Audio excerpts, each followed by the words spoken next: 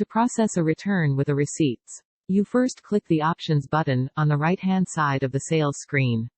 From there you will select Process Return from the menu. You will then be prompted if you want to do a return with or without a receipt.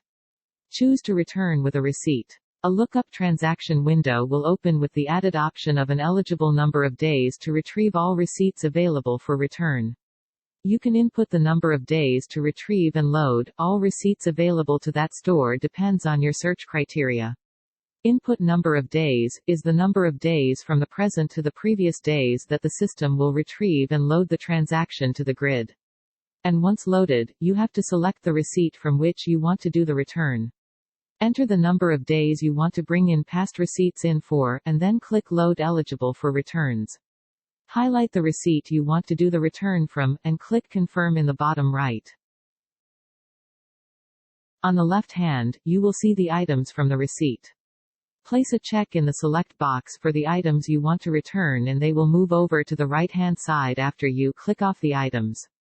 From there you will select the return type and return reason from the drop-downs for each item.